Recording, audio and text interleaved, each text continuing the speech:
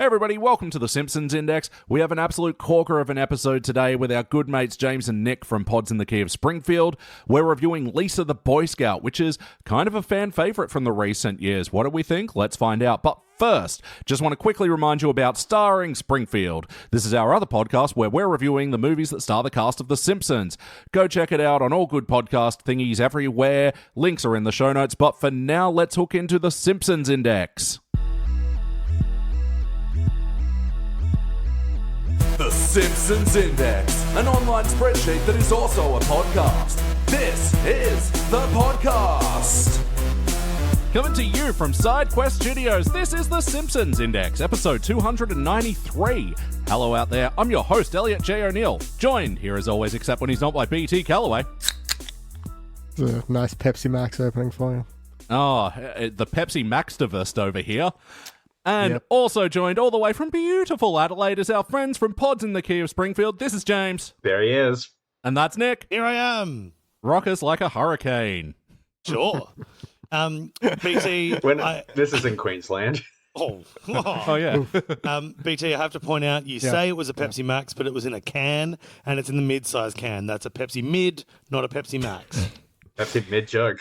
Damn. Oh. Yeah, they have a 500ml can. Yeah, I'm well aware of the Pepsi Max big one. Don't worry. Oh, the I big know. one. This is my favorite drink. Oh, you got the big In one? Adelaide, they call that an Imperial Pepsi Max, yeah. The Pepsi pint, finally. One Ooh, pint of pint, Pepsi, please.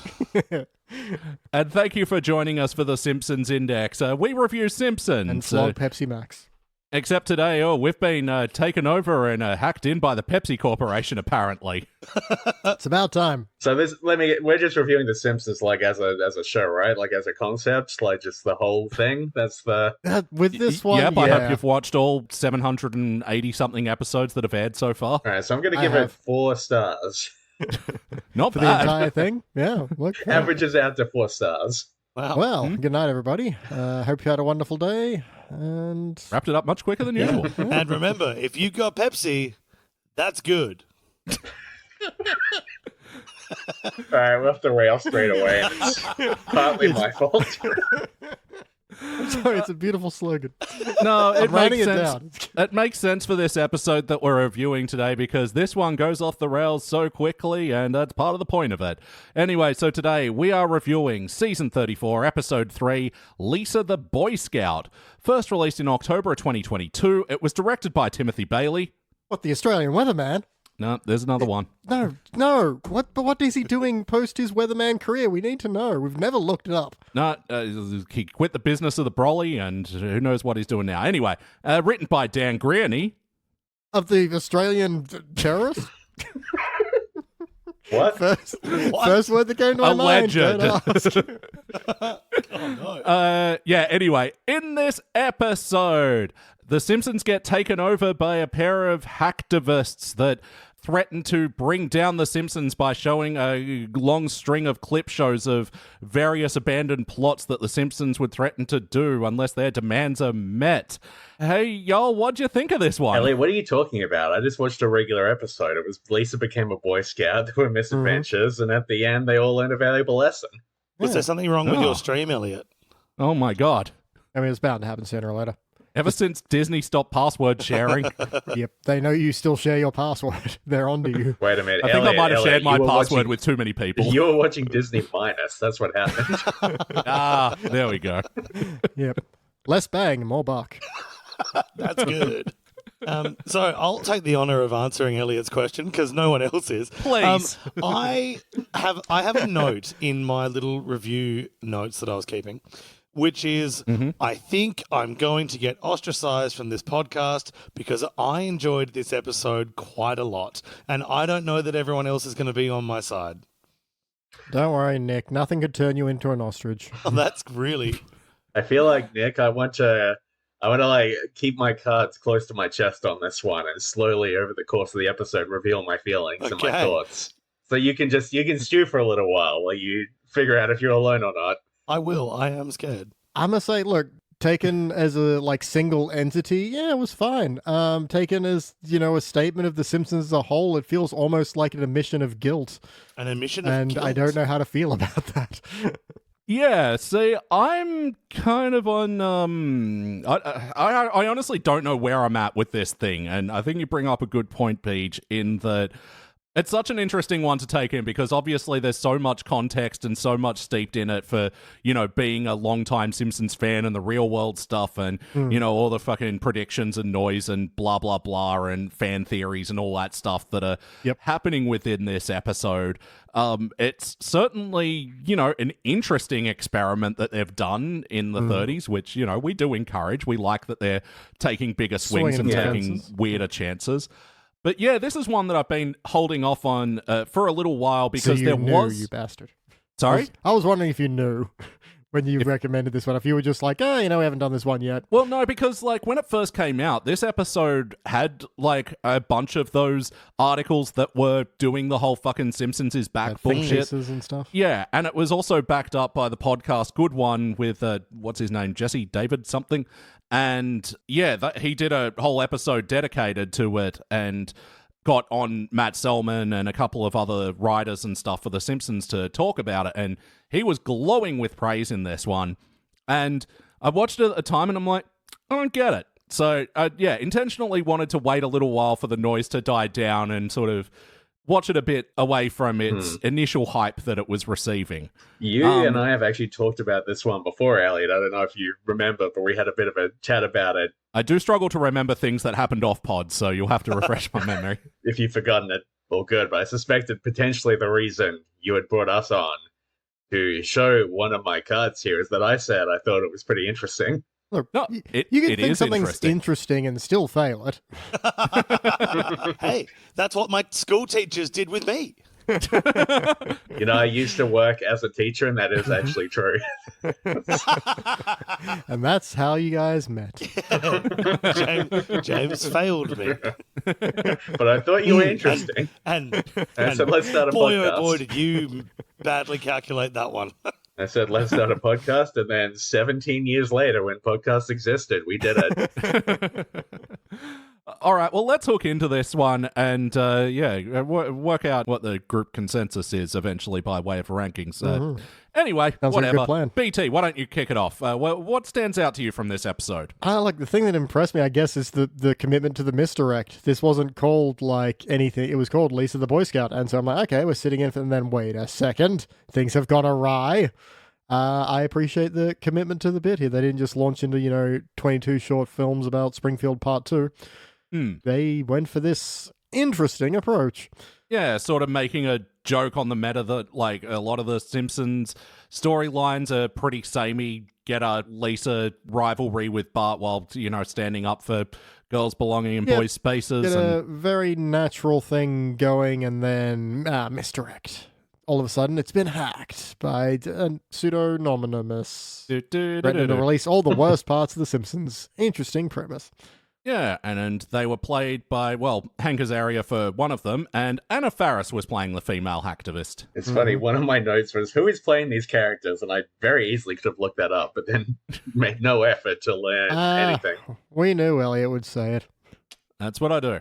Yep. I drink and I look up things. Shout out for all the Thrones of Games what was fans out there. Unqualified? That was Anna Faris's weird podcast where she gave unqualified advice. And then you listen to it, and she'd give the advice, you think, I think that's actually bad advice. Maybe you should have qualifications. Disclaimer was up front. I don't know. Anna Faris was an addition to this. It was the House Bunny in the movie The House Bunny, starring Anna Faris and Emma Stone. My girlfriend keeps saying that's one of the funniest movies of all time. You gave a little nod there, Elliot. Yes, correct, James. Anna Faris was in that movie. Good work. A worthwhile joke that we all enjoyed. He looked it up. That's what I do.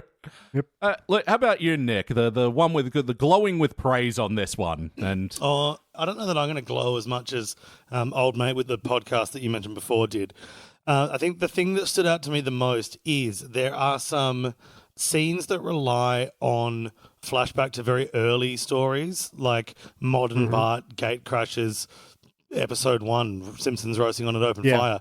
I really enjoyed the attention to detail of the animation differences because they kept the old animation style for, the characters in the world of the episode.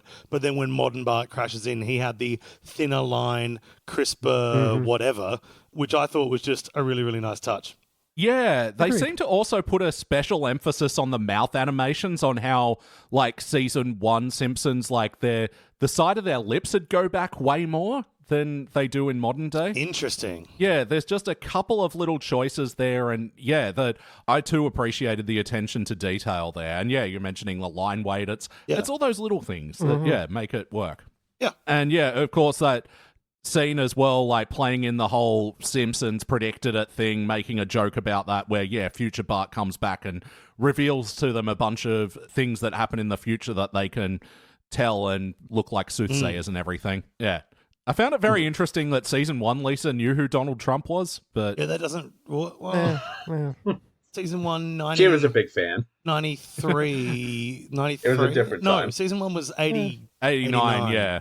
So yeah, we're well before Home Alone 2, you know, his Big big debut. box office. Yeah. Yeah. Well, I mean, Lisa's a big fan of the Underground. Maybe he was in some independent cinema beforehand. Couple of jazz records. I think maybe continuity is not going to be this episode's strong point by design, but it's an interesting point you raise, Elliot. I do have some Jordan's anal corners when we get there. But, In this scene? no, I said when we get there, you know. Oh, okay. Well, We're gonna take our time with this baby. well, hold the bell then. I did. James, how about you? What stands out to you from this one, for better or worse? One thing I thought was really interesting is that they reveal that Homer slipped into a coma. Homer in a coma. And while he was in that coma, the rest of the series was, in fact, a death dream. Nick? We are now hijacking this podcast. This is now an episode of Pods In the Key, of Springfield.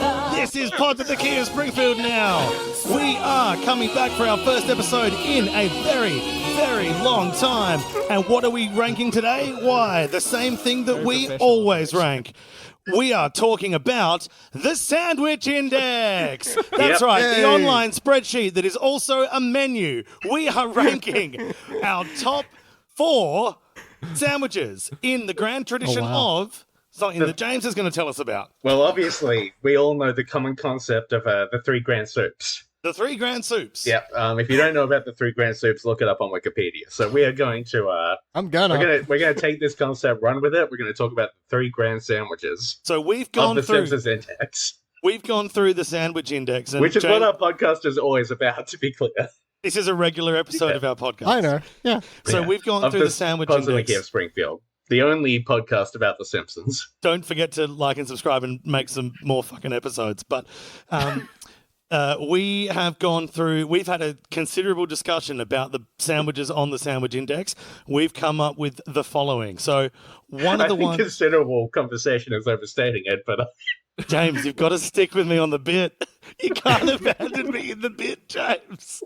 So one of the grand sandwiches is the Steve Guntley, Yes. which is grilled cheese with slices of nice roasted Black Forest ham, a little bit of hot sauce, and a light layer of spinach. You've got ham, you've got cheese, you've got grilled, you've got hot sauce. Steve Guntley, of course, the host of Ultra 64, a podcast that no longer exists, unlike Pods in the Key of Springfield, which is an ongoing podcast you're listening to right now.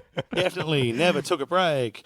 The second entry in the 3 grand sandwiches is Rosie Piper, Sydney-based comedian, with her entry of KFC chicken and gravy. What I like about this is I'm not clear if that's in a sandwich or if Rosie gave up on the idea of the sandwiches altogether.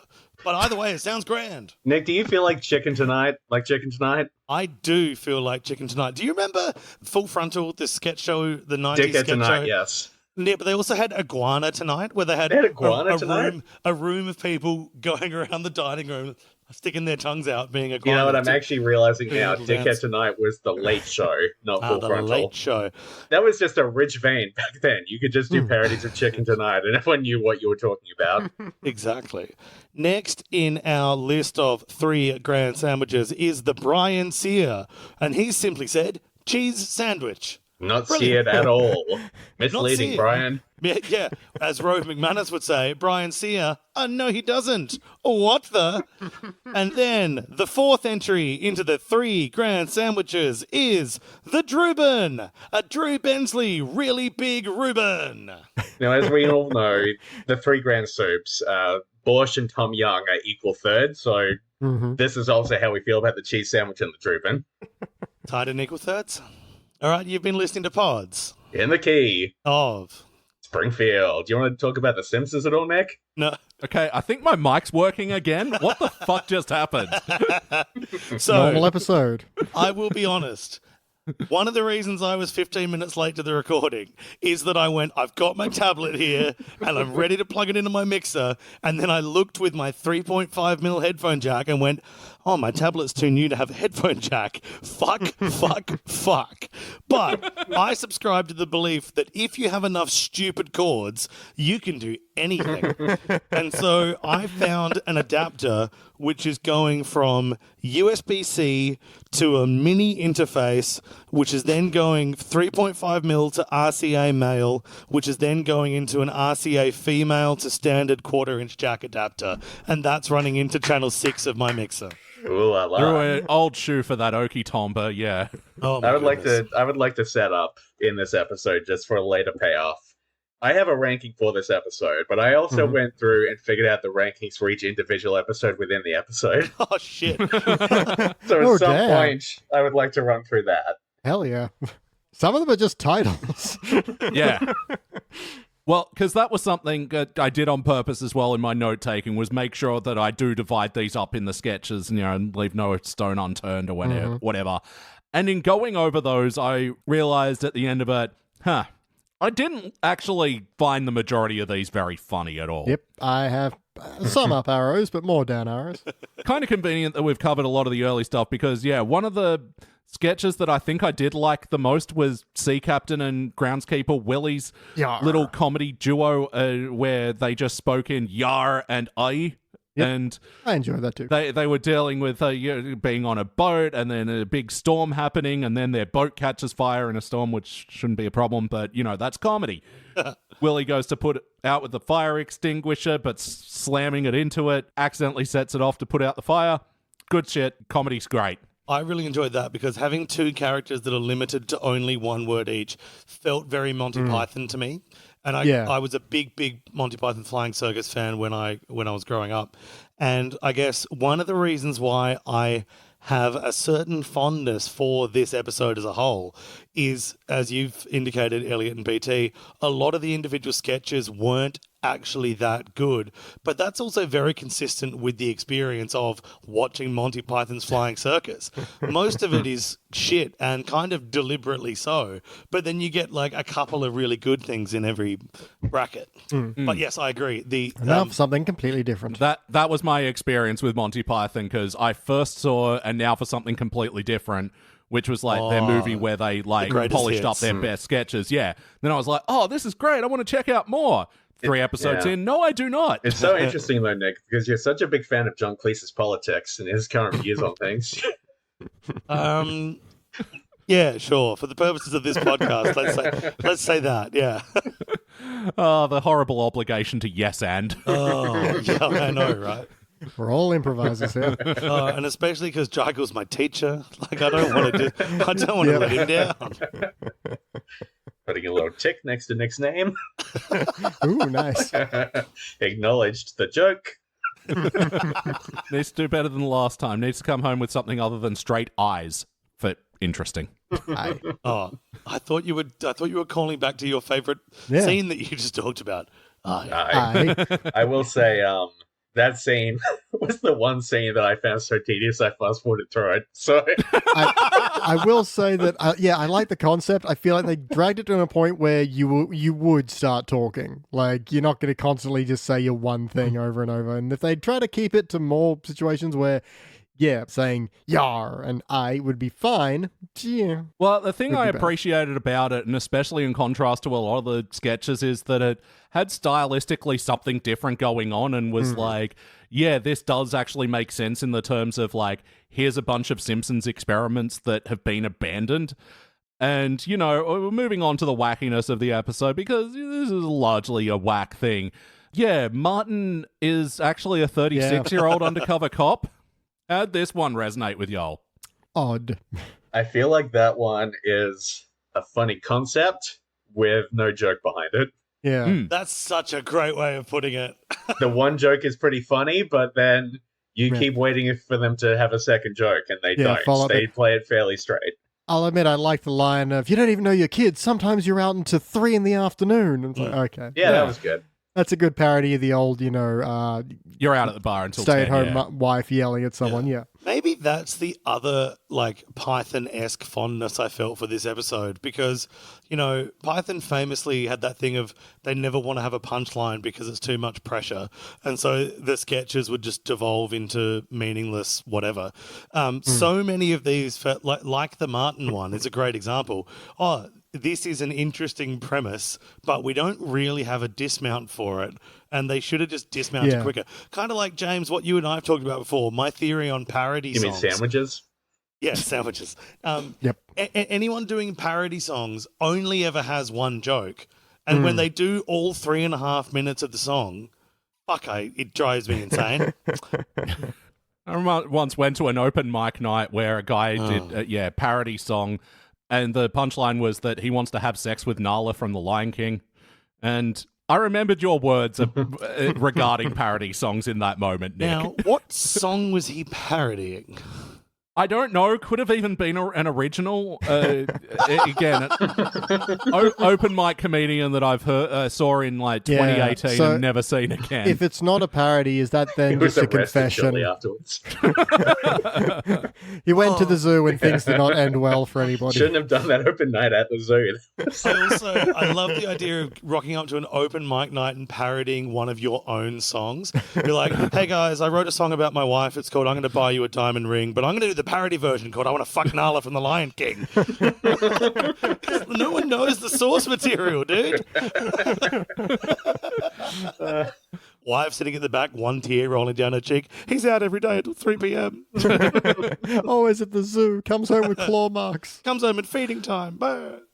So to bring it back to that Good One podcast, this is the sketch that they hung on and dissected and laughed at every fucking little facet of it. And Martin one. Yeah. Oh. And it's just truly one of these moments, and the few times I've engaged with like interviews with current Simpsons staffers where I've just gone at the end of it, especially in terms of Matt Selman, these people are truly insane. They need a new job. Yeah, because it's got the flavor of a fun riff when you're, you know, having a few drinks at the pub and you laugh about it for 5 minutes and then you move on. It's different even to put it in an episode. Trying to be called Cell Man and not work at a store of some kind. I am Cell Man. I guess he works in cell animation. I was about to say, no, fair. I was going to say batteries, but you know. Oh, wow. Could be a jail guy. Yeah. Yeah. Jail guy. Being a guard. That famous job of jail guy. Oh, the guy who's in jail professionally. Yeah, possibly the in jail professional guy. The guy who shows That's you called a career around. criminal. He's just like, what's your name? My name? It's Cell Man. Cell Man. Looks at the welcome mat in the cell. Matt, Cell Man. Welcome, Matt Cell Man. I just like the cell has a welcome mat. That's very nice. Well, how else will people know that they're welcome? Yeah, Just cell, like, sweet cell. You're going to track mud into my prison cell. Exactly. There's a grizzled guy on the top bunk going, "You didn't wipe your fucking feet." Leaving the door open. Oh, do we live in a barn? Did you grow up in a jail cell inside a barn? This is how you tell the cell boys from the cell man. Yeah. But again, as if to beautifully illustrate my point, that was a fun riff. And yet, I would not put it in an of The episode. Simpsons. And yet, if we sent that off to Korea for them to animate it, and it took them a month to do it, and then we put it back and put it into our long-running TV show, it would lose some of the spark. Yeah. So, something that I haven't got my head around yet. Yep. Are we taking this as canon, or are we treating this like Treehouse of Horror? Well, Or is the whole thing a death dream? Or is the whole thing a death trap? because that's kind of my thing with, you know, this most obvious comparison is, 22 short films about Springfield. which, those were all kind of considered pseudo-canon, at least I don't think there's anything there that breaks canon necessarily. Whereas this very obviously does. So I don't know how to... It's like you can write off this entire episode. I mean, isn't the whole concept that these are plot lines they have abandoned, decided not to pursue, so that means they're inherently non-canon? Yeah. But what about the podcast nerds? Like... nerds don't listen to podcasts, PT. Only cool people who fuck listen to podcasts. Or cool people who don't fuck, if that's your thing too. Sorry, I didn't mean to... Oh, God. Exclude the non-fuckers. You got to yes and yourself more. It's so hard to just say a cool thing. Just say it. Anyway. Not for me, nerd. They can metaphorically Got you fuck. there. Laughing at my own dumb joke. But yeah, not to bring it back to the Good One podcast, because yeah, I swear I'm running out of points about my listening experience with that. But yeah, in it, Matt Selman just sort of, and he said it on Twitter numerous times, is the, because like he's effectively now one of the lead showrunners, and he just takes the approach that every episode of The Simpsons, its own tiny little continuity bubble, and the fans who get hung up on that have just, got to go fuck themselves or something like that. And then he has an episode that calls back to the first episode. Which is kind of my problem with this one and where I rub up against it. It, like... I don't know what it's trying to say. Like, I don't think it's saying anything. I just think it's a pure piece of like absurdist nonsense, which is a bunch of stuff that happened. Which was like, I enjoyed the absurdity of it because it was absurd in a different way than any of the Treehouse stuff. Like, this episode had me more engaged than any other recent Simpsons episode that you've shown me, because when Martin walks in and kind of like shakes his hair out, I was like, oh, okay, we're seeing a different side to Martin. He's not as happy and and camp as he is at school. And then we find out, no, he's a 36-year-old with a diagnosed but unnamed medical condition that makes him pass for a 10-year-old. I was like, what? This episode had me paying so much more attention because it was crazy absurd. I'm not sure. Who knows where it's coming next? Exactly. I'm not sure that it needs to necessarily say something other than here's a bunch of dumb shit that we thought of. But yeah, it exists in a place where, it's the Simpsons staff making comments about all this real world like impact and stuff on the Simpsons and things, but yeah, then it's also not saying anything at the same. But yeah, it is just a crazy bunch of stuff that happens.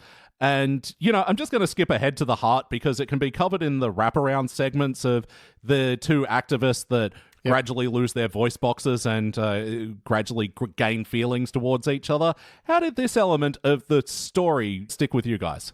I mean, I like the idea of, your terrorist hackers getting in and actually finding love along the way. The real hacktivist was the friends we found. I would generously call it a little funny. So generous. Beautifully savage. I think the real heart in this episode for me is when they go back to the old animation style and they flash back to sort of logging into that past feeling of, watching The Simpsons as a child. And the idea of being able to revisit it is kind of weirdly touching because of the stupid life I've lived. Well, it makes me kind of wish that they did a few more of those, like jump back to a certain time and like, because it would have made sense with the whole abandoned plots, Yeah, it's kind of like, I did want to see maybe more bits to like alternate endings to various ideas or something like that, just to have that bit more of this is how it would have, gone from the episode as we know it. However, if we're talking about the framing device, I come to my first entry to Jordan San O'Connor.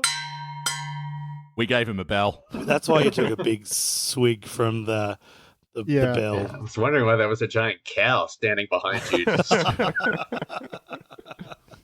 Look, the bell changes tone depending on how thirsty I am. No, there was only a bit where, because this is...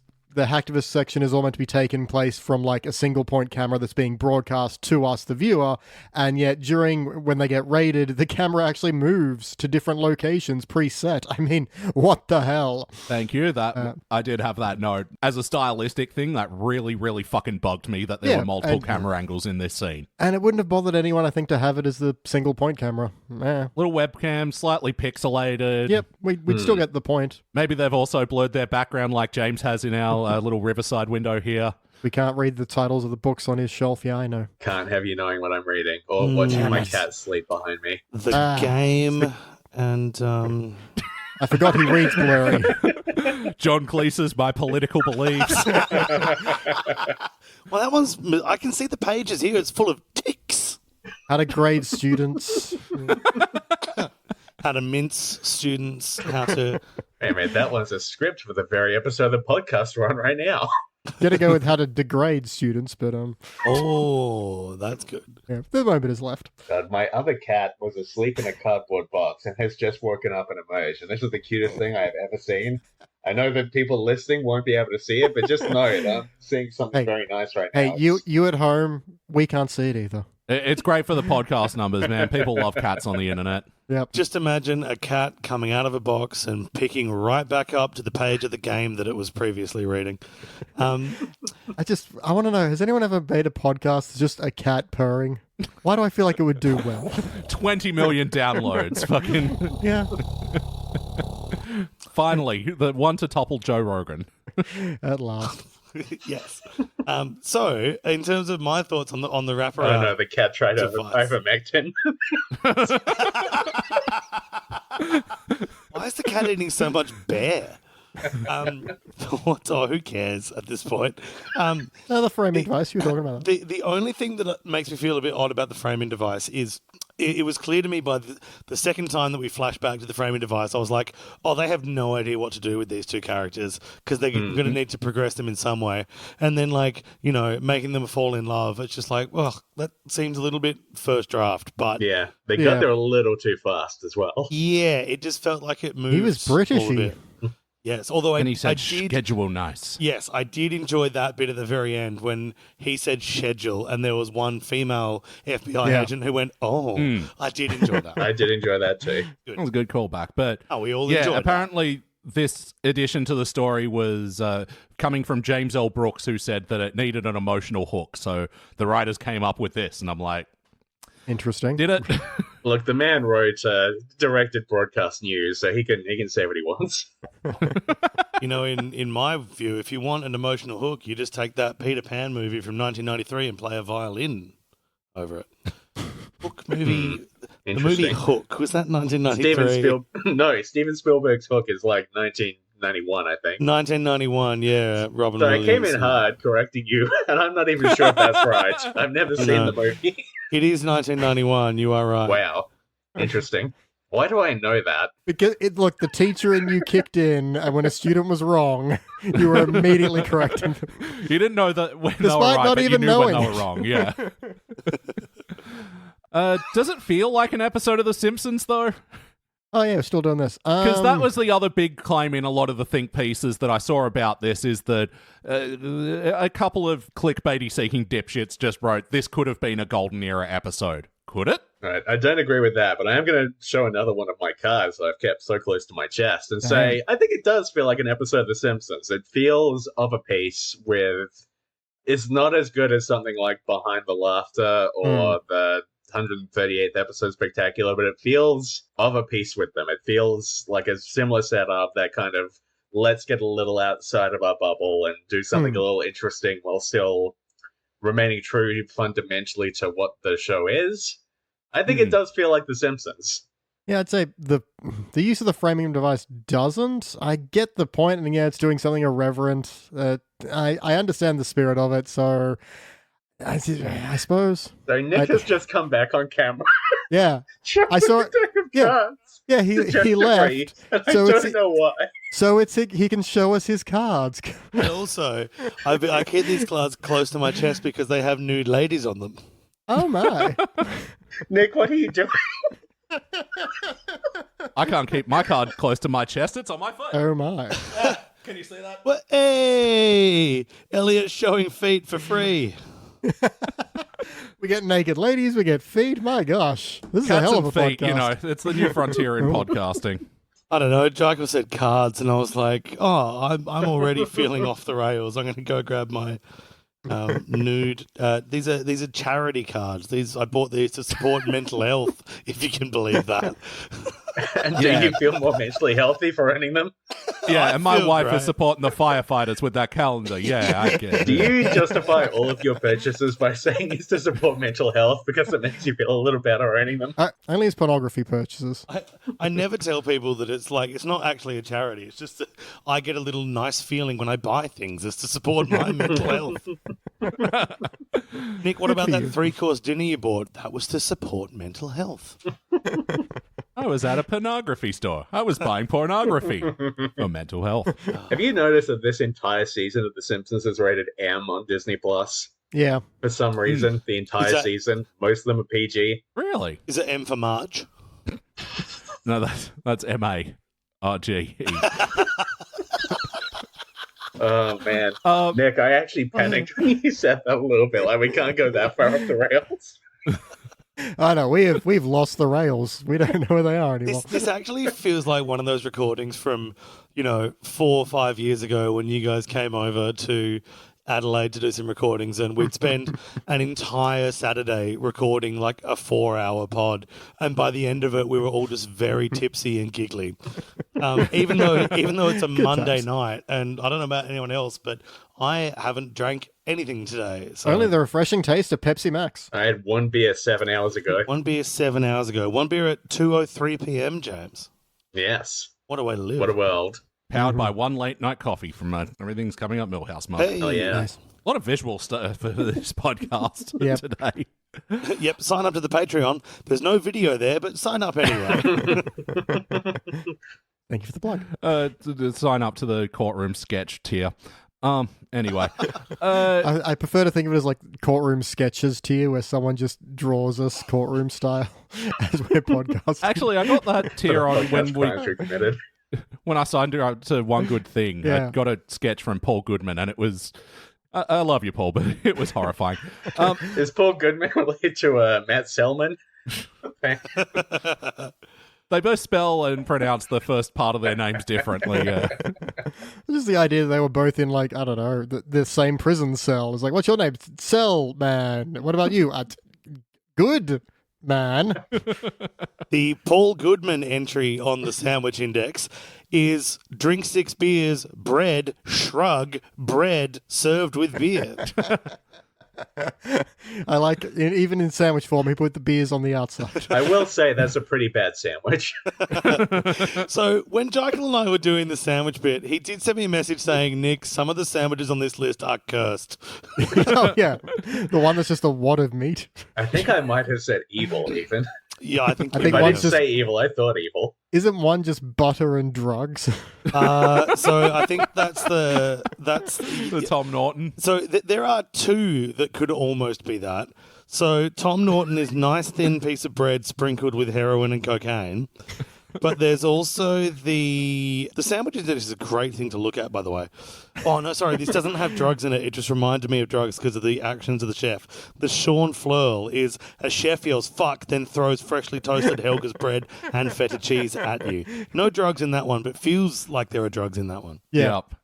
Oh, what wonderful guests and their wonderful sandwiches over the years. Oh, wonderful sandwich guests. I'm thinking about some of them now. We forgot to ask Hollywood Jack, actually, what their Oh, sandwiches shit. were. We gotta get them back then. Oh, Yeah. that'd be American Jack cheese.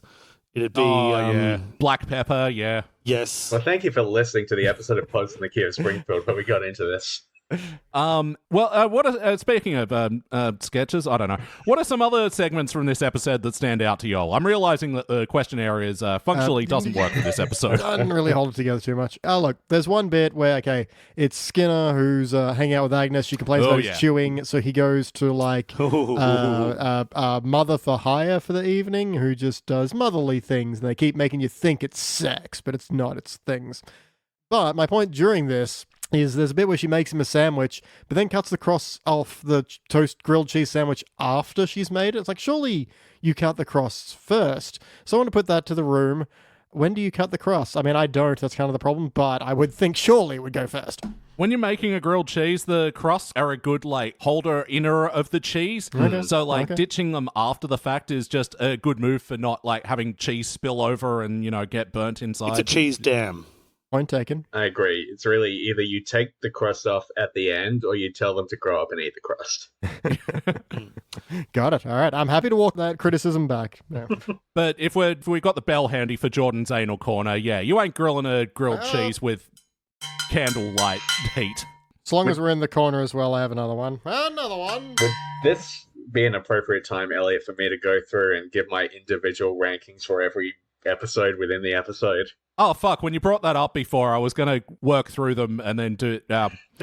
Sorry, we'll just finish off. Beach, what was your Jordan's anal corner? My other Jordan's anal corner, there's a bit where Frink is on Mars doing the whole Martian thing, and he's got like this audio filter on his voice to make it sound like he's coming through a computer speaker, except for his very last line when all the clones leave him behind, then he doesn't have that filter on anymore. And it was just like, guys, what are you doing? That's a very easy audio fix. You think we wouldn't notice? We did. Are you ever tempted to do an anal corner where you just like say one of the jokes and say, this is framed like a joke, but it's not funny?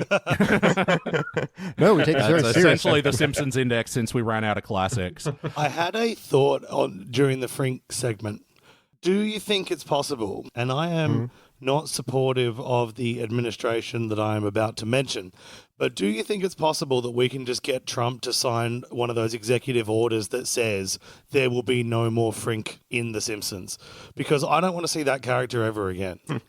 Oh, strong words about Frink. They had one joke for Frink 30 years ago. It was really enjoyable 30 years ago. I don't ever want to hear the word Glaven again. Look, that's yeah, fair. they've really hung on that quite a bit and lent into, the catchphrasiness of some of their characters. I mean, if we're talking about that, can we get the greatest sin out of this way? Which was, we get a bit of Chalmers kneeling before a cross, flagellating himself, singing Sinner, and like, we've mentioned before, we are so fucking tired of the Skinner joke. So tired. And this was so, like, painfully obvious. Would have been the first thing anyone thought of when doing a Chalmers bit. Yep. And I don't need to see him whipping himself. That's just this is why this season is M. It's inappropriate. And we can't be having that now, We can we? cannot. Appropriate. Misappropriation. Exactly. All right. Well, yeah, we'll quickly go through the sketches and so we can make sure we've done them all and everything. Yep. Very optimistic use of the word quickly. I know, we're on 51 minutes, Elliot. I knew this was going to be a long one. This is Yeah, why I we're like- only reviewing one episode today. I noted that and I quite enjoyed it. The truth about Lenny. So turns out Carl's been seeing someone that's not there the whole time. Yeah, a bit dull fail. Yeah, For that's how him. I felt. Yeah, well, there's something kind of funny. And when did he start seeing him? Oh, when he lost his other imaginary friend. But then I didn't need the third one showing up. And Yeah. whatever. I would have participant. I don't care. How about you, Nick? Participant. Yeah. And then that's when we get, after that, the Simpsons roasting on an open fire where Future Bart comes back. I'd give this a bronze. This one, Don't Have a Prediction Man, is the name of the segment, which I yes. thought was pretty fun. I thought it was really nice to see the return of this old-style animation. Homer's voice should be more like Walter Matthau when he's speaking. He's speaking in the modern parlance, and that bothered me. Frosted chocolate milkshakes. But I thought the concept was fun. The jokes about the predictions I enjoyed. And as much as I think often jokes about like corporate overlords don't really work for me, but the joke where Bart says Disney absorbs Fox, and then Homer says very excitedly, and then they both go under, something about that worked for me. I thought it was exciting. It was funny that he was so excited at the prospect of both of these companies collapsing. And then it ends kind of prematurely, so I'm giving it a silver. Oh, that's nice. And just bronze. Bronze, I enjoyed the nostalgia of the old animation style and seeing just how different it is with a modern Bart in it. And the idea that Panda Express ends up owning everything. Makes sense to me. Well, yeah. That's not a bad button for the whole thing. Yeah. But yeah, going back to the titles, I think that's like, I think they came up with a lot of good titles and then like tried to build sure. sketches on them that weren't that good. But contradicting that, Yeah They Blow, that gets a gold from me. That was a lot of slapstick stupid fun. Disgusting. Fail. I'm happy with a So Silver. No, I'm going to give that one a gold as well. Hey, 21 Chump Street, that was the Martin thingy. Pretty good name. Only one joke, but the joke is relatively funny. Participant. Yep, same. Yeah, I'm going to part. Yep, part it. Lisa Learns French. I didn't catch the name of this one, sorry. It's just called Lisa Learns French. Yeah. And that was a fail. Shut the fuck up, Lisa. Yeah, that was stupid. I'm the same way. That was fucking Yeah. dumb. I say my partner's name is Lisa, and saying "shut the fuck up, Lisa" felt very uncomfortable. But James, tell us about the so episode. awful coming out of saying about an 8-year-old girl in the TV show somehow. Not as bad. But Not you, dear. I was talking about an 8-year-old. Yeah. An imaginary 8-year-old. Yeah, so Lisa's speaking French, and because she's in a Daniel Day-Lewis fucking ass French class that makes her get all immersive and not speak English, but there's a fire, and Someone's got to call them in. yeah, boring, awful. Fail. cows and bears and sheep are running out of the building, and yeah, it's crap. Field goal of dreams. Yeah, I've never seen Field of Dreams, but this one's Homer's managing a misfit team of Canadian footballers. And I'd watch it, Bronze. I think I'm on a part. Part, yeah. Yeah, part. I mean, the whole reveal of the joke is, oh no, I divided the field like a Canadian football thing. Yeah. And then it was just, hoo, we're Canadians, hoo, aren't we silly? Yeah. I mean, they got to watch it with Canada. They're ready for war. It's getting tense up there. It made me think of Homer getting the Denver Broncos.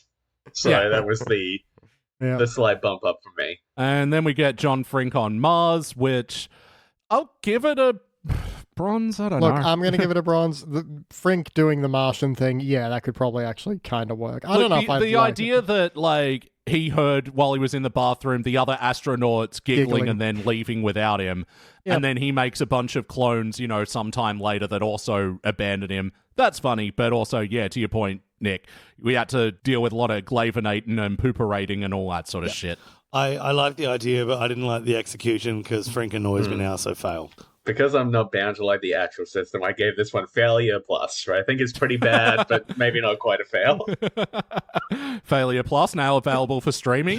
Subscribe for a year and get a discount. If you want to sign up to Failure Plus, you'll be able to never stream your favorite shows.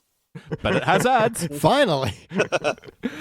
And then we get Homer's apology to the nation of Finland. Oh, Is this about anything specific? That was my Yes. note. Yeah. hated Oh, this. what was this? Any of you ever see John Cena's apology to China?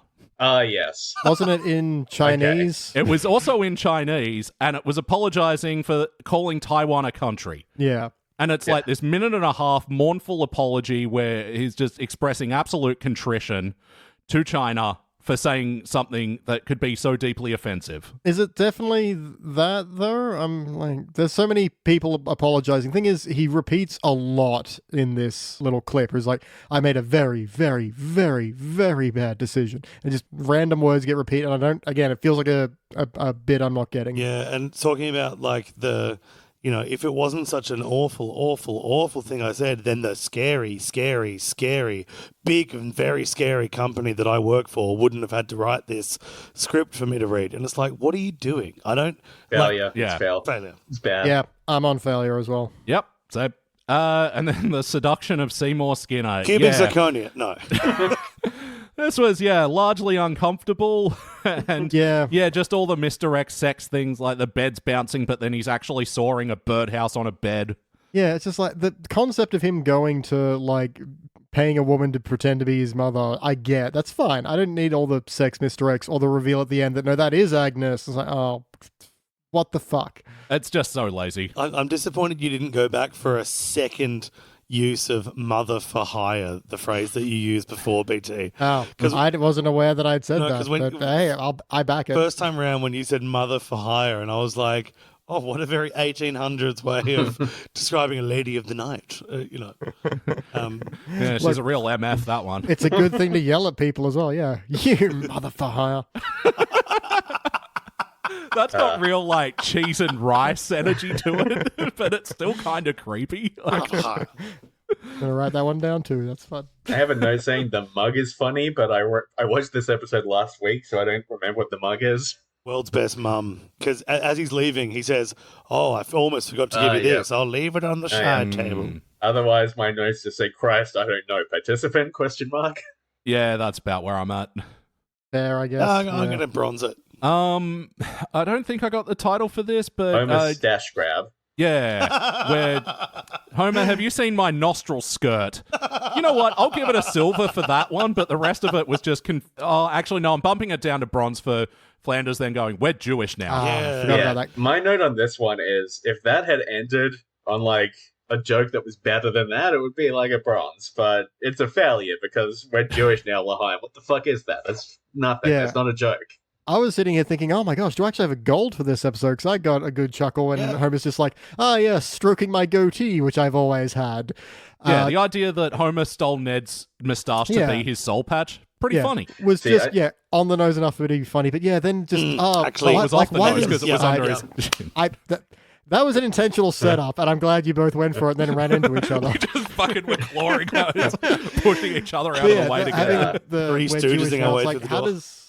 How does that relate to anything? It's really there. So I'm gonna silver. If the joke had been that this was the final straw and Ned denounced religion and told the kids they were atheists and then they cheered, then it would be a bronze, maybe a silver. That would be funny, but conveying to Judaism feels anti-Semitic somehow. And then we get Spider-Fan Turn Off the Snark, where comic book guy is positive now, and everything's 5 stars. And then he dies. He loves sour cream. I like the name Spider-Fan Turn Off the Snark. It's still getting a failure. I'm failing a lot of these segments, considering another card revealed. I'm not giving the episode a failure at the end. Well, and I feel like his positive turn is undermined by the gravestone, which goes heaven 2 stars, and it's like, well, but you were positive. Anyway, whatever. 2 stars from me, participant. A participale. Let's kick it in the pit. Return of the Wise Guys. So this explains why we get so many wise guys around Springfield with various jobs. You mean Raphael? Yeah, I hated this fail. I liked this one. I'm giving it a bronze. I like the little worms. I was all good with it right up until the worm, so I'm giving it a bronze. Interesting, because the setup I thought was so laborious to get to the, oh no, you haven't seen me around Pally, I just got one of those faces or whatever. But then the reveal that there is a giant worm Raphael giving birth to little pupas that then adult Raphaels are taking into breeding honeycomb or whatever. I don't need body horror in my Simpsons. And then it's a montage of clever titles, and my note here is fuck off.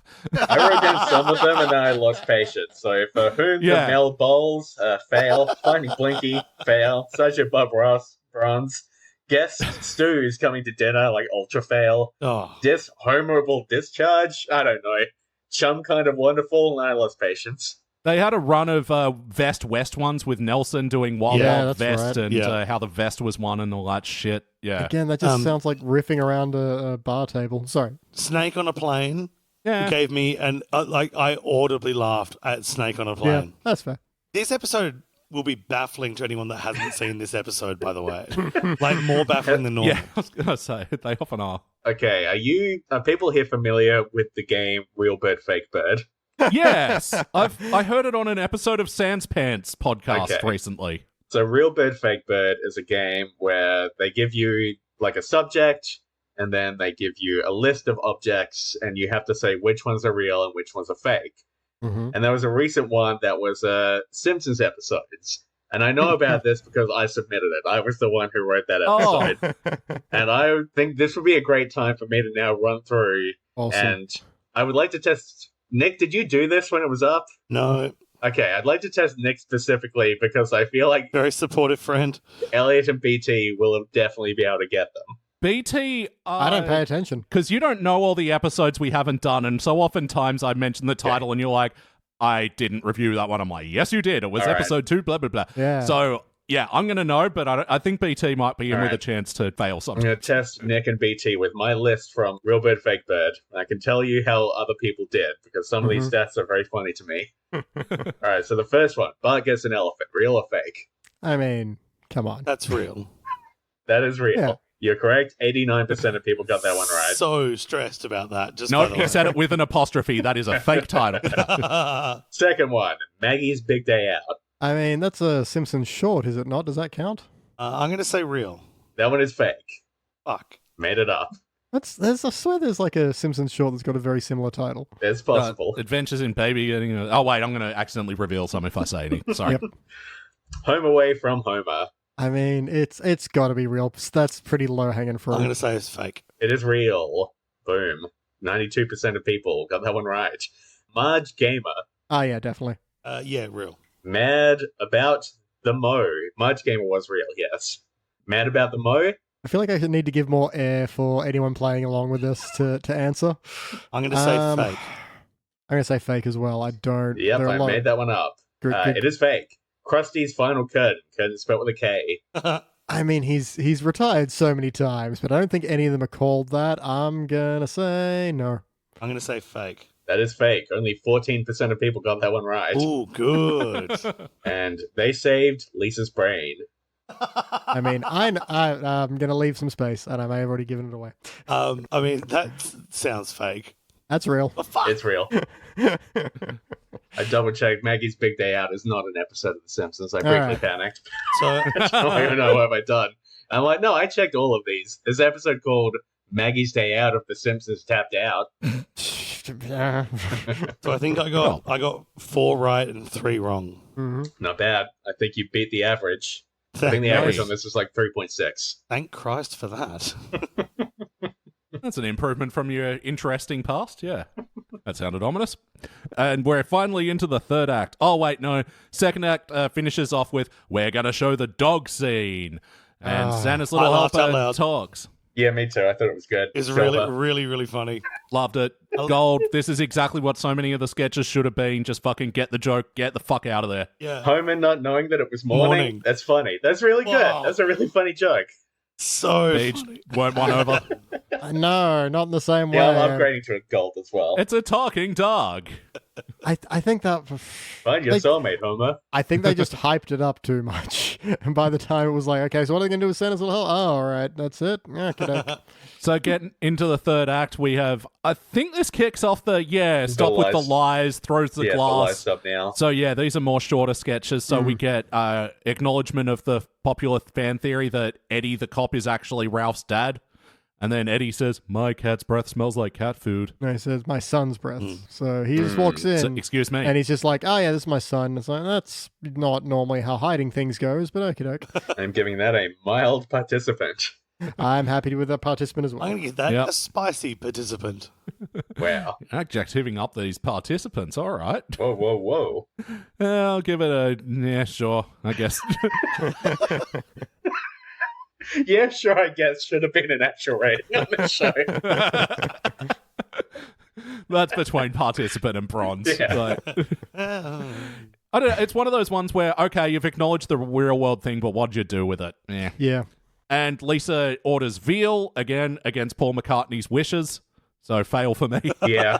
We got to respect Paul McCartney on this. I might have felt differently if I hadn't known the number of times they've tried to skirt around that agreement. Yes. So yeah, it kind of does bother me they did. But yeah, I would fail, but that's because I'm, a Simpsons nerd who Also, knows these things. If you're a vegetarian for 700 odd episodes, veal is not the meat you're going to break vegetarian for.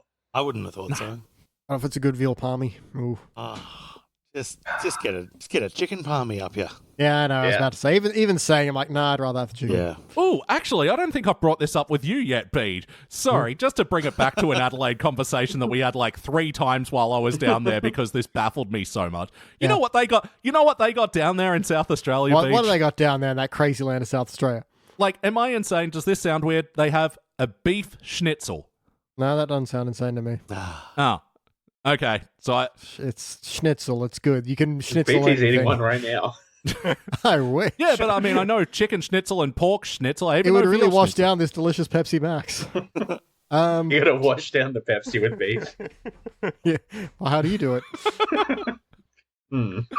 We had an interesting chat at the pub about terminology because the indication from Elliot was that beef schnitzel is not really a term that he's seen on Sydney menus, whereas you might get a veal schnitzel, which is still beef, but it's not called beef; it's called something else. And so then and then I started wondering about South Australia has quite a high German settlement when the state was being, and so maybe that's why we have more of a beef schnitzel thing over here, but. I was immediately tempted to say I've been to more German cafes, which is weird because Elliot's been to Germany.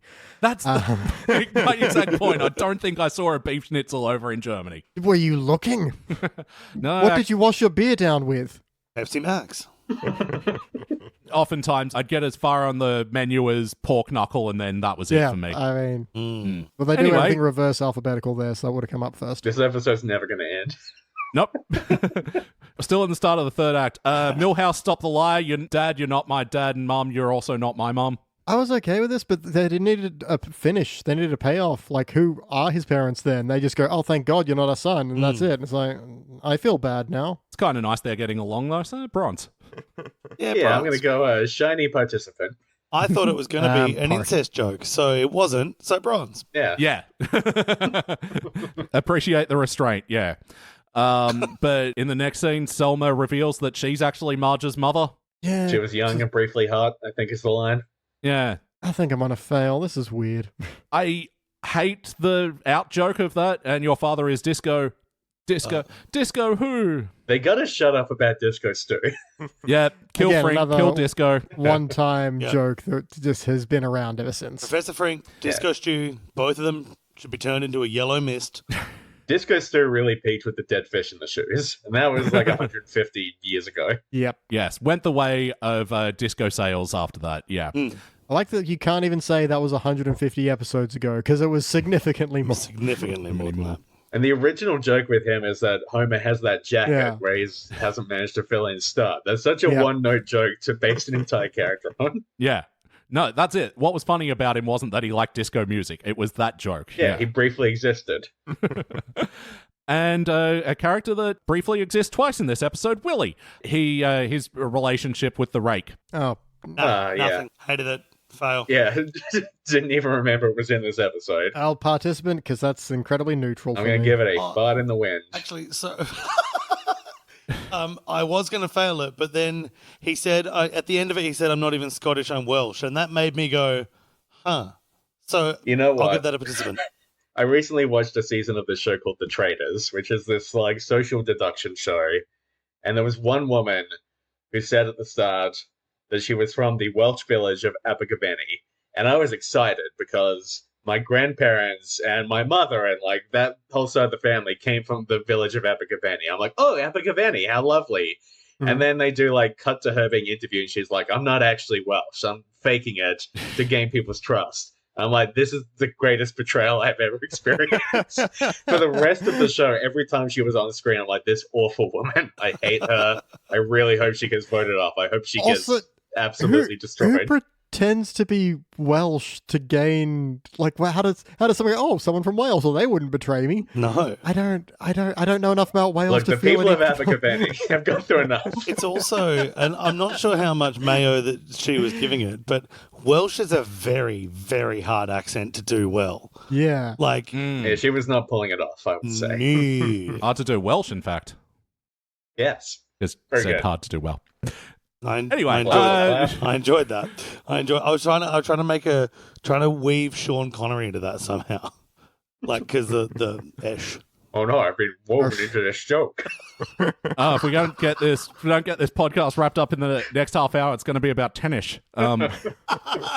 Anyway, Oh, that's fantastic. Uh, I bought a shelf help book, but I couldn't find any space for it on the shelf. on the shelf. we get an origin story of how Molman's gross and small and wrinkled. Oh, fucking Yeah. fail Oh, yeah. it. Fail. Yeah. Participant minus. We've already spoken about the sinner thing. Fail.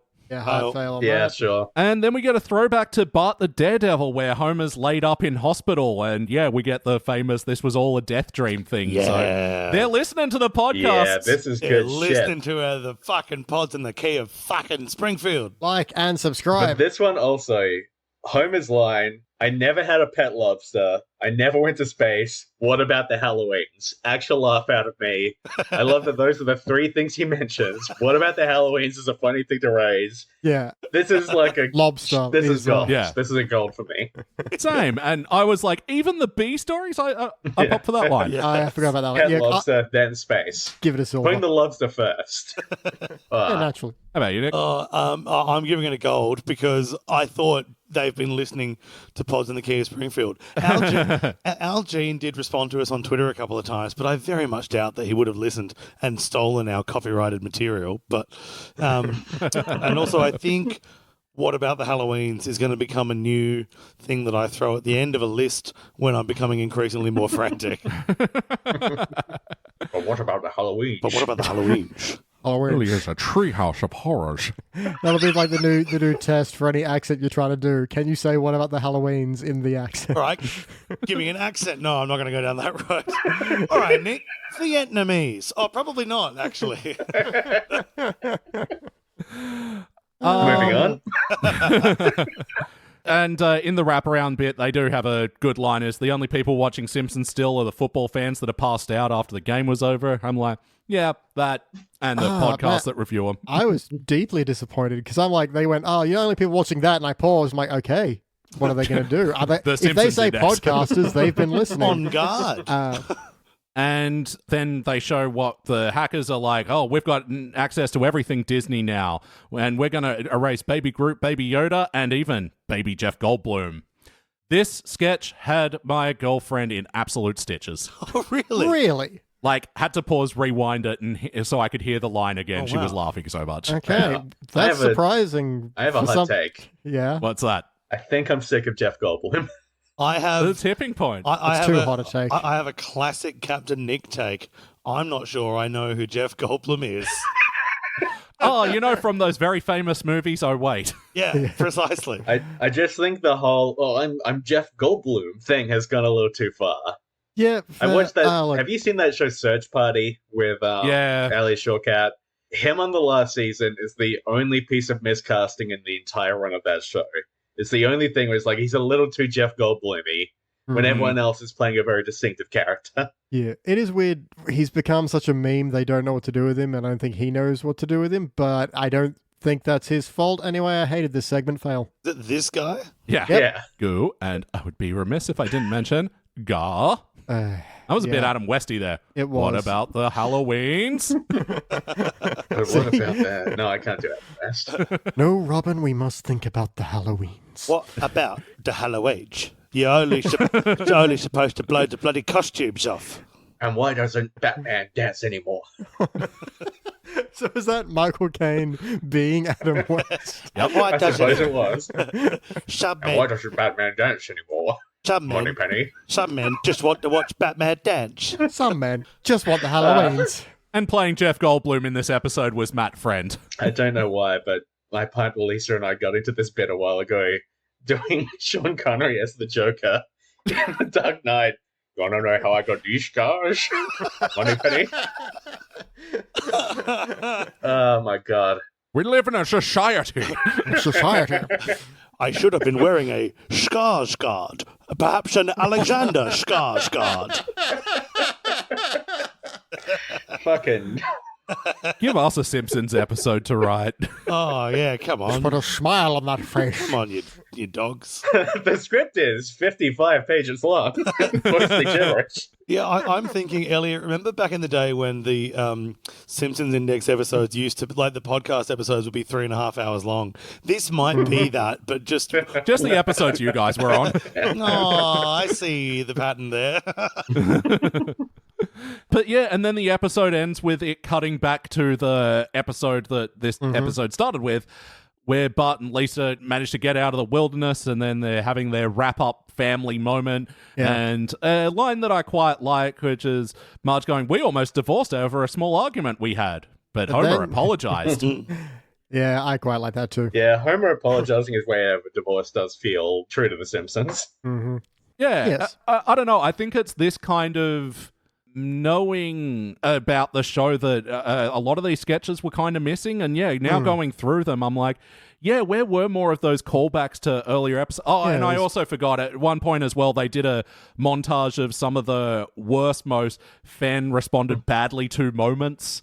Oh, is that what that was? I just thought it was random clips. I did think it was funny when it was actually cutting to real episodes of The Simpsons and presenting them as like terrible ideas they had and abandoned. Most of them were the Homer basically making love to kebab meat, that was real. Marge and Lisa going in space, real. The Mr. Burns and the eyeballs, that was a real episode. The jockeys. The fucking jockeys. I mean, we've riffed on that pretty hard. The back fat, I genuinely didn't know that any of those were real. So Yeah, I all experienced were this real. episode in a very different way from you guys. You're watching this being like, can you imagine if they did that? Jockey elves, how fucking stupid. Yeah.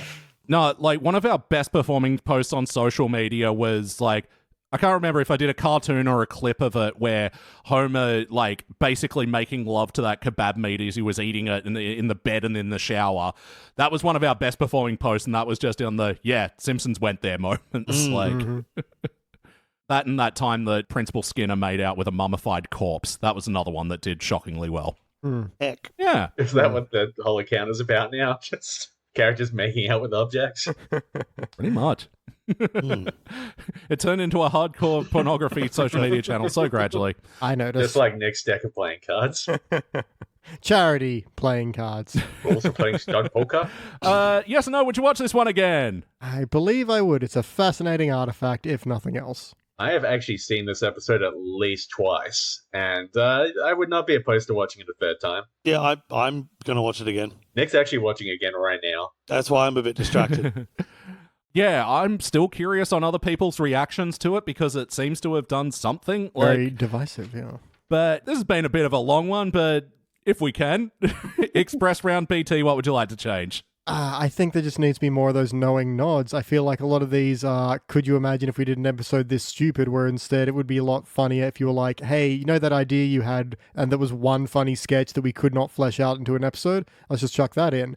I think that's what's kind of lacking, is that kind of, well, first of all, the knowingness of a lot of fan reaction, because some parts have it and some parts don't, and then just the kind of sense of adding those parts you could never make fit anywhere that were actually kind of funny or interesting. But a lot of these are just, that's fine. How about you, Nick? Thing I would like to change is either stop searching for a punchline and just end the sketch after the one joke that you've got, or if you are going to search for a punchline, find a better one than where you landed. So many of these things I just feel like had a really fun, odd, bizarre, abstract little premise, and then didn't stick the landing because they tried too hard to land it. Absolutely. Jackal? I would like a few more little sketches that are meant to be positioned early on in the show. Sort of like, if this is something we cut in season 6, this is something we cut in season 7, like, it would have been fun maybe to have some sketches where, they pretend like they try to actually deal with the fact that the characters have stayed the same age for like 7 seasons, or they tried to introduce some continuity, or they just riffed on like a plot line from back then but fucked it up somehow. I think when they had those throwback moments, they had the classic animation style. That was really working for me, and I found it funny and charming, and I would have liked at least 1 or 2 more of those. Yeah, I like the idea of doing like more deleted scene style things, alternate takes of older episodes. And yeah, if you're going to lean into this whole like, we love the show as well sort of thing, like make me feel that a bit more, because too much of this is just random ass bullshit. And I'm just kind of on the cut back on the hacktivist thing. It can just be the loose framework for this thing, and it doesn't need the love story. I was now thinking less hacktivist, more tripping back to the actual episode that's meant to be taking place and just getting snippets of that. I think could be fun. Avest. What? Less hacktivist, more tripping back to the thing that blah blah blah blah blah blah blah blah. Avest. We were both just. Nick, we are pieces of shit. James and But I. you're pieces of the same piece of shit. And it's beautiful. James and I share a birthday. We're born on the same day, and we 1 year will apart. run towards making the same joke. They were MCAing and ad rocking to your Mike D Beach. Yep, And I'm we still loving it. do what we please. And I do want to say a little something that's long overdue, that disrespecting women has got to be through to all the mothers and the sisters and the wives and the friends I want to have my love and respect to the end. And Sorry, bit of a delay on the Riverside call there. Does anyone have any more notes before we move on to the rankings? Yeah, I had one that said, pretty funny concept, and then in brackets, the idea that The Simpsons could get worse. Look, the hacktivists having a voice app that breaks down because they reach the limit of their, and then they have to buy a premium. Yeah, it's my old man complaint, but it's accurate. That's everything now. I got a chuckle out of that. Yep. Look, something I kind of like. They were both called Ashley when they reveal their real names. Oh, Yeah. I somehow missed that. and then they're making out, and she goes, "Oh, British Ashley." Ooh, yeah. Yeah. Anyone else? Anyone nuts? More The nuts? Simpsons really loves to announce their ties to Disney now, like in a sort of... I know I mentioned that one joke in there I liked, but it feels like they, I don't know, they lean very heavily on that, and I'm not sure how I feel about it. They just constantly got you, corporate daddy. Yeah, especially in the movie where Bart made that joke. I'm the mascot of an evil corporation. Ho ho. When I went to see that new Deadpool movie in the cinema, and I don't really like these movies, but I had a friend who wanted to see it, and if a friend wants to see a movie, I'll just go and see the movie. So Beautiful. at the end of it, there was a guy behind me, and he turned to the person next to him and just said, I can't believe that Disney let them get away with that. I just had such a deflating feeling of like, they made the whole movie to elicit that reaction, and that's so frustrating. Then Just he this fell idea for it. of like, you watch a movie and people think, oh, they got one up on Disney. It's like, no, Disney's pulling the strings the whole time. So I feel this sort of weird when they're sort of making fun of Disney in this very sanctioned way. Like, because Fox was actually kind of on the back foot and like owed a lot to The Simpsons for any Yeah. success it had. So those jokes hit quite differently from when they're joking Yeah, about they- Disney. Couldn't fuck with their cash cow, whereas, now it's just another appendage of Disney's. Yeah. I love the detail that if someone asks you to a movie, you have to go. Like, Now that we know And if this. somebody asks me if I'm a cop, I have to tell them that I'm Yeah. not a cop. I mean, thankfully you're not. That makes it much easier. Yeah. Much less awkward. all right, it's time to rank this thing. On the Simpsons Index, we rank using a 6-point scale, which starts down the bottom at failure. Maybe if the episode was just meh, you give it a participant. But for the positive rankings, you got okay bronze, good silver, excellent gold. But for the best of the very best, you give Cubic Zirconia. I'm going to go first. Let me show you how it's done. Look, I've been trying to think about my feelings to it, and to be honest, I still don't really know. And I guess in thinking about it, like, one of the big problems I have is that the idea that these are the bizarro things that the Simpsons could be doing, like, has everybody on the staff watched seasons 20 Simpsons? Like, you guys have Yeah. gone some fucking places and it didn't bring the thing down. I disagree with the conceit in a lot of the ways. Yeah, and a Willie Sea Captain meetup really wouldn't have been that bad of an episode compared to some that we've got. we've seen an episode where Willie legit makes out with a rake. Like, Yeah. I mean, albeit he was on drug juice, but I digress. Look, I'm going with a bronze because I admire the ambition, and yeah, some of the sketches are funny. And I do respect that your mileage is going to be varied on depending on what you think of the individual moments and whatever. But you know, it's a decent time. It's trying something different. I don't hate it. I still don't get Good One, the host, Gushing love and over it. fascination with this one, but BT. Yeah, look, much like you, I can't figure out your feelings or mine. So, I mean, I tried doing math to help with this one. I looked at, we did all the individual rankings. I had 9 fails, which was more than I thought.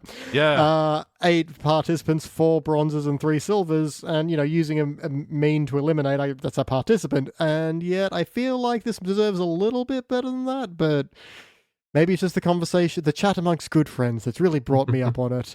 That's been a nice evening. Yeah, and I think I'm going to go with a bronze. It is interesting. James. I think it is a fun concept, and it is put together admirably in some ways. I think the individual segments are not necessarily always funny, but there is an energy to this episode. It feels like the people working on it maybe thought, we can actually do something with this one. We can do something a little different. We can have a bit of fun. We can tell jokes that are a little different from the jokes we usually tell. I think however many episodes deep into a show, having any level of ambition at all is kind of admirable, even if, you know, the last like 500, 600 haven't been very good. Ultimately, I think I get a good feeling when I'm watching this episode, even if I'm not laughing a lot, and I think it is nice to see them trying something interesting, and I think it is a bronze for me. All right. And Nick, please finish it off. Really interesting because I don't want to be swayed by what the rest of you idiots think. But That's fair. I also came in thinking I really enjoyed that. Like I was very engaged by it all.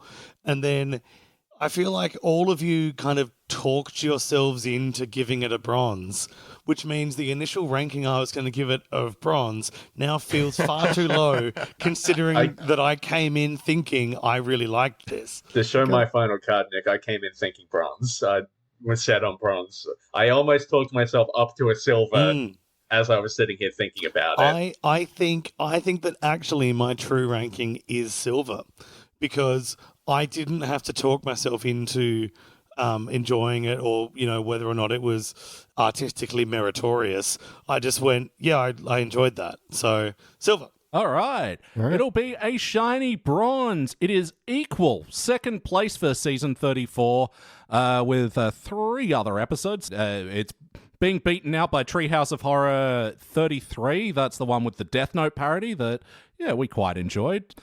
And the other shiny bronzes that it's sharing its current second place with is Habeas Tortoise, where Homer befriends a tortoise. Wow. Not It, where they do it for an episode. Yep. And When Nelson Met Lisa, where they're doing kind of this looking at Lisa and Nelson's relationship every few years through time. I liked that episode. Yeah, it was not bad. It was on par with this one, which, to be fair, I still think defies the patented 6-point scale here. Like, it's hard to this is a rank bit this of an one. oddity, this one. So, Cubic Z, logged in.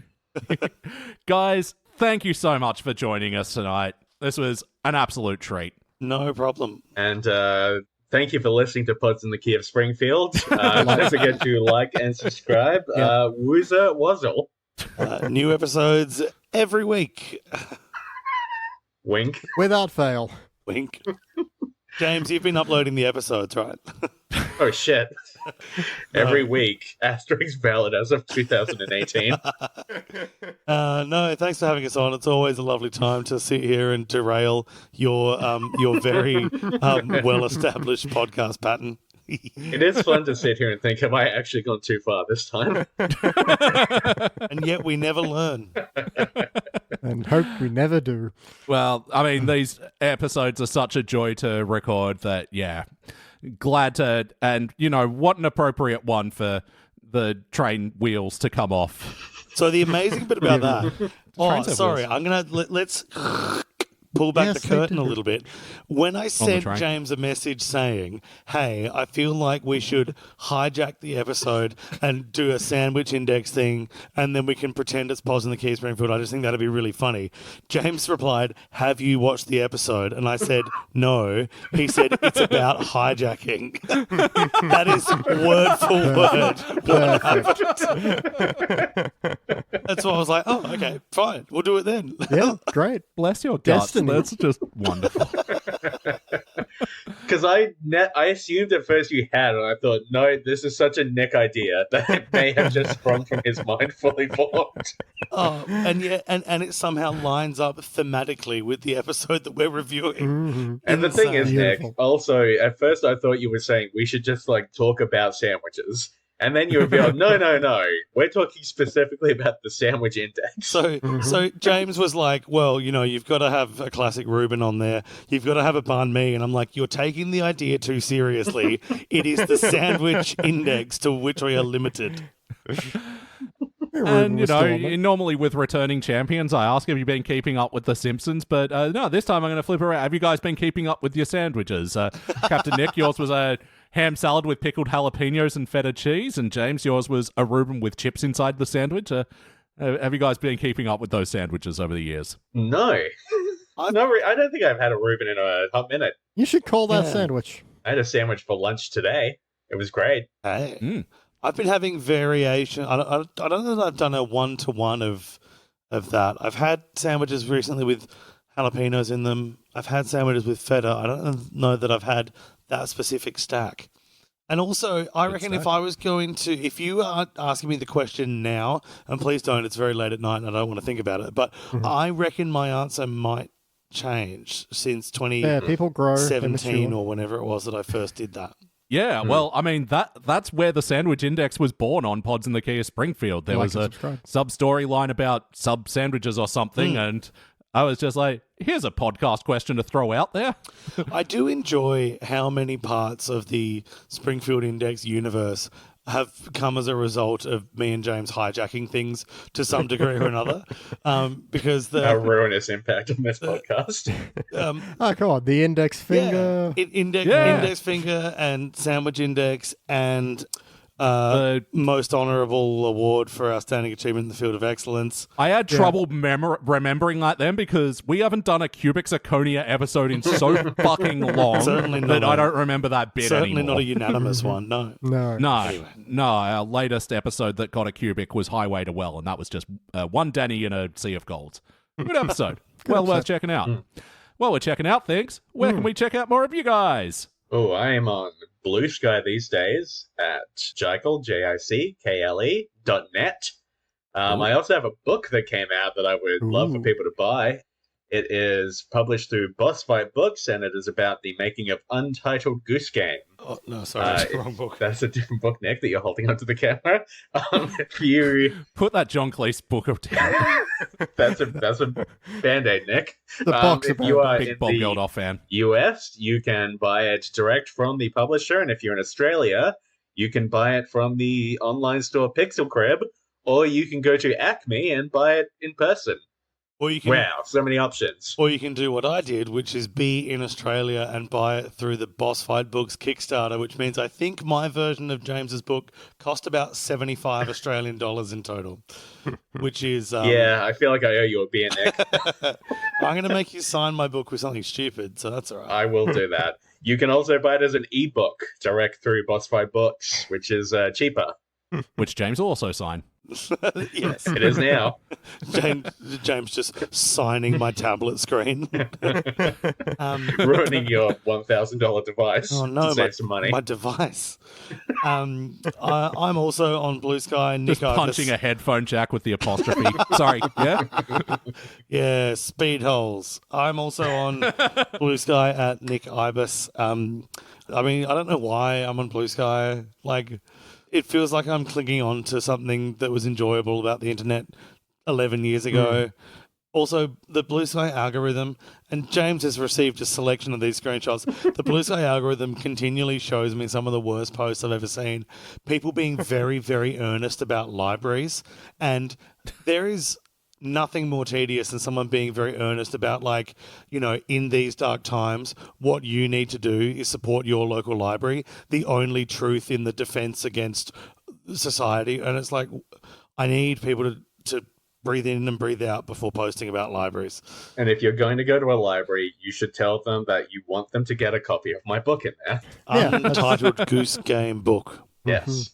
By James O'Connor. That's him. That's me.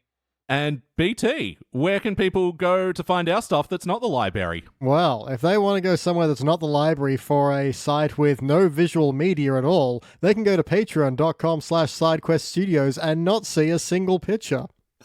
There are lots of podcasts, though. That also have some image artwork. It's very quickly thrown together because my Photoshop skills are not good. Not good, people, but you can witness them anyway and listen to just hours and hours of content of our braying voices. It's better than I'm making it sound.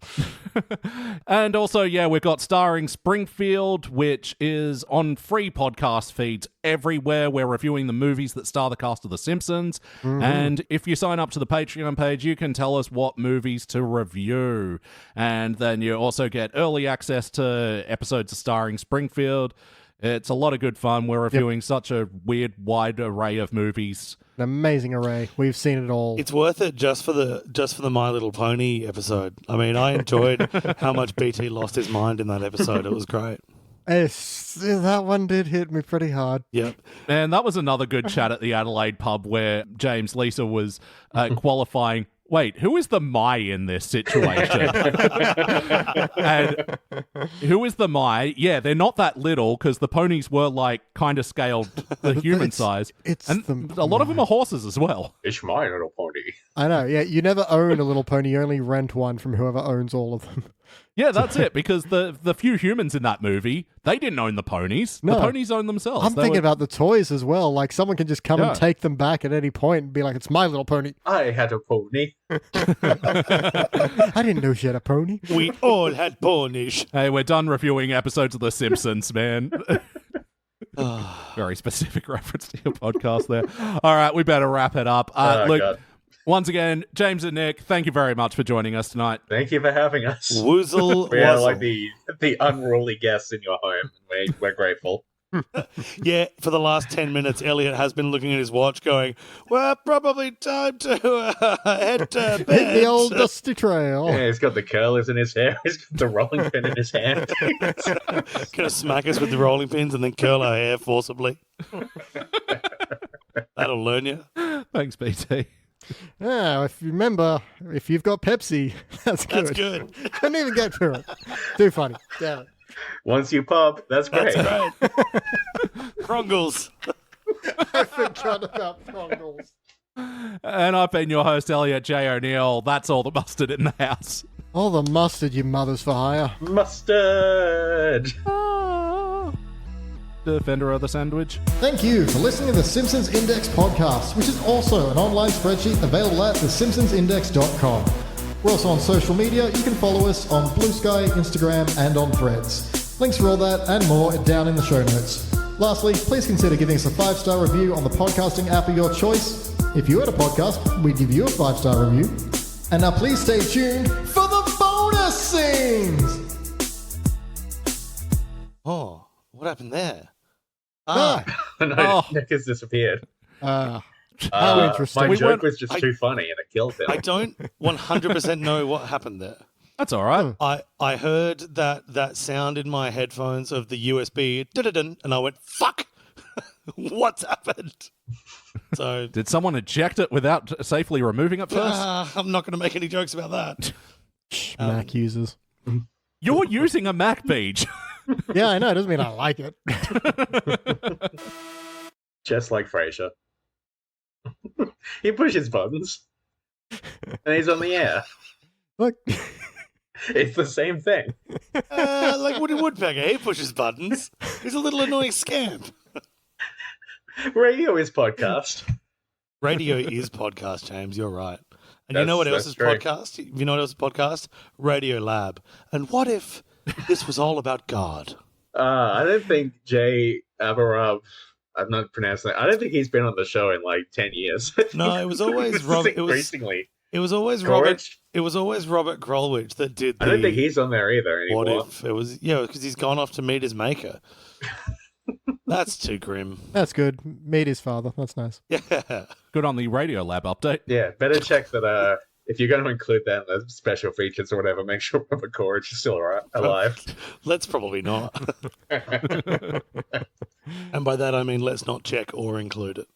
No, that's now the full episode. We're not including any of the actual discussion about All right. whatever show we're talking about today. Thanks Simpsons, for I joining guess. us here on the Simpsons Yeah. Index, We review Simpsons. and also talk about other podcasts. Let's go to the podcast graveyard. Yeah, oof. Spooky. Oh, I was listening to a pod late, Late one last night. They did collab. They did a podcast collab. Podcast collab.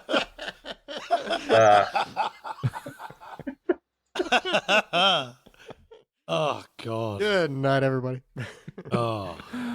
All right. Well, can't let these riffs go uncaptured or be definitely relegated to bonus scene. So let's do a good old fashioned sinking game. I'll be 1, BT, you'll be 2, James 3, and Nick will be 4. Nick, you big cue ball. Thank you. Here comes the first number 1. 2, 3, 4, 5. 6. 7. 8. Told you were 2, 3, and 4. Every time. It catches me off guard. Question. I'm 1 and 5. That's still, but you guys are still 2, 3, and 4. You said 5, and I kind of panicked internally. Like, oh no. The thing that I started panicking about is I've never understood if we're meant to be counting in rhythm, or if we're meant to just say the number as quickly as the other person's finished their number. Not many podcasters I've worked with have rhythm, so I had to abandon the rhythm method. So.